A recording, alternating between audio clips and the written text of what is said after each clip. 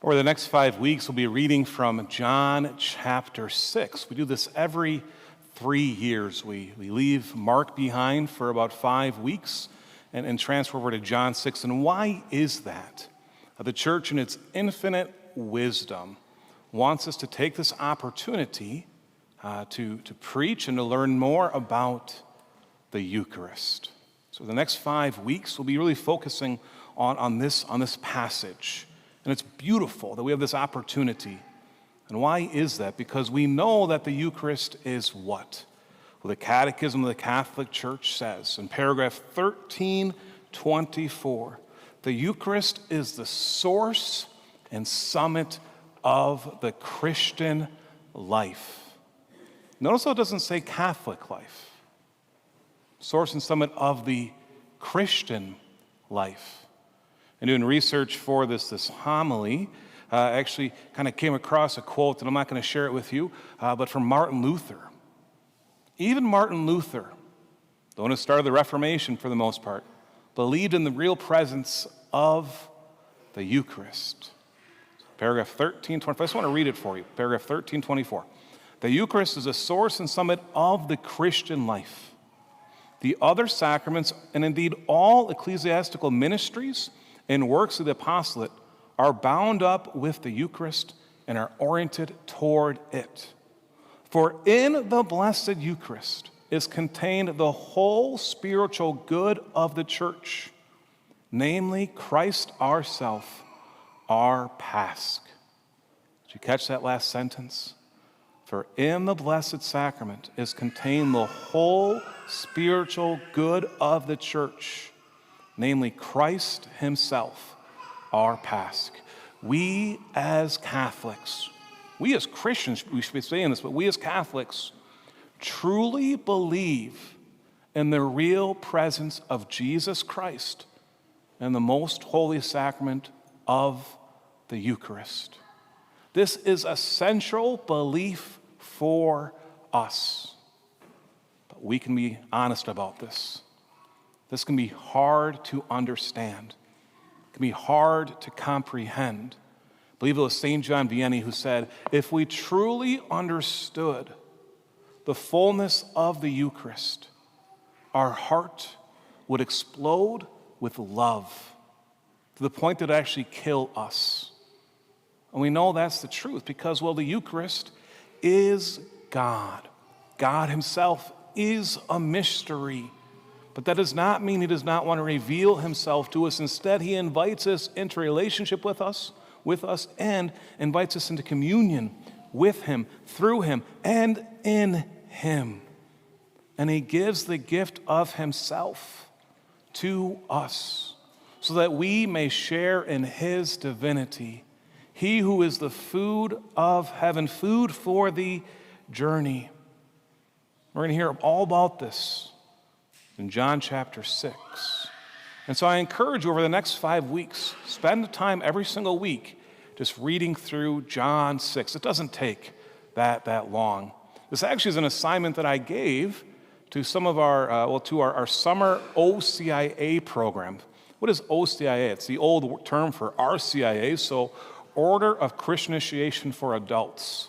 We have a 6 kind of session OCIA program in the summer. It's been beautiful. We're 4 sessions in. It's about 10 people going through it, those who are already baptized Christian, those who are really interested in the Catholic faith. But a couple weeks ago, I gave them the assignment, okay, this week, go read John chapter 6. We come to the class the next week, and I'm the teacher. I'm like, okay, what did you get out of John chapter 6? And I learned a lesson. I'm not a teacher. Father Eric, good luck at Holy Family, by the way. Because I asked, what did you get out of John chapter 6? But I realized I didn't do the homework. See, I thought I knew all of John chapter 6, but the first thing someone said to me was, Father, I really like the part in John 6 where Jesus is walking on water and the storm calms down, they cross to the other side. And I was like, that's not in John chapter 6. It is. It's in there. So make sure as a teacher do your homework as well, right? But because when I come to John 6, I just jump right to I always think about the Eucharist. I don't think about Jesus walking on water. So I always go to like John 6, 51 to 58. I am the bread of life. Whoever eats of my flesh will live forever. We're going to get there in a couple weeks, by the way, reading that passage. But another candidate for OCIA was really drawn to the story of the feeding of the 5,000. And what he was drawn to it, by the way, was near the end of today's gospel. That after Jesus miraculously feeds the 5,000 men, not including the women and the children, that not only is there leftovers, 12 wicker baskets full, but what he was drawn to that was that they didn't discard the leftover bread. They didn't let it go to waste. I'm thinking at first, okay, he's a conscious person. He's wanting to make sure everyone gets fed.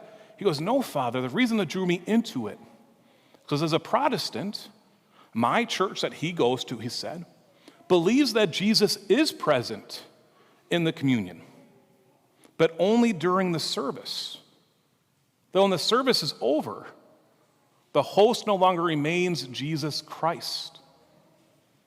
But for Catholics, he said, what's really drawing me in is that after the Mass and after we have consumed the Eucharist, that you guys put the Eucharist in the tabernacle, that God remains with us. How beautiful that is. So for him, when he read this gospel passage, that's what he came together. Like, this Catholic faith makes even more sense. Because how can God cease to be? Instead, we know that God, what we want to believe, and hopefully we do, that God is in the tabernacle. And that's why every single time we come into a Catholic church that has the red votive candle right next to the tabernacle, what do? We genuflect. Why do we genuflect? Because we're genuflecting in front of God. That God gives the gift of himself to us and that he is present in this world. Yes, through the gift of the Holy Spirit, we know that. But he's truly present in the Eucharist. And that we have the opportunity to come and receive him at Mass. That he's able to come into our body to transform us. How beautiful that is. That truly is a gift. But we also have the gift as well that we can come and adore him. We can go and spend time with God, knowing that he's truly present in the tabernacle, knowing that he's truly present in the adoration chapel. Think about that. We can go stand face to face or kneel or sit face to face with God. And when that happens, what happens in us? It transforms us. It makes us holy. It reminds me of Exodus chapter 34.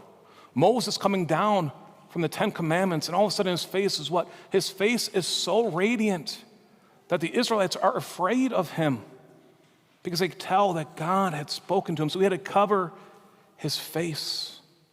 Hopefully when you spend time in adoration, people are not afraid of you, by the way. But I guarantee one thing, they're going to notice a difference.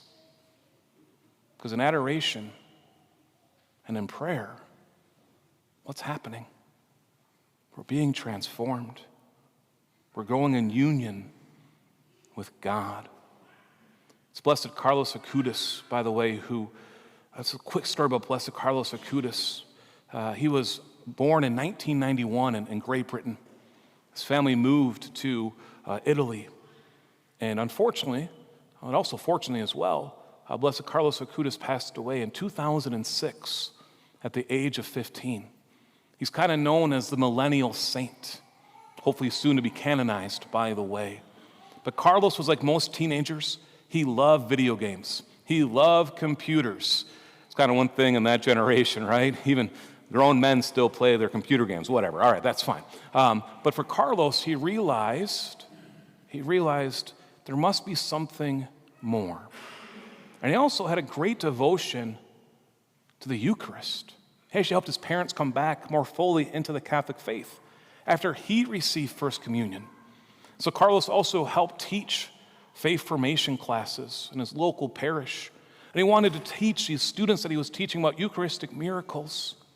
So he said, okay, I can put them together on these poster boards, but what if I put them on a website?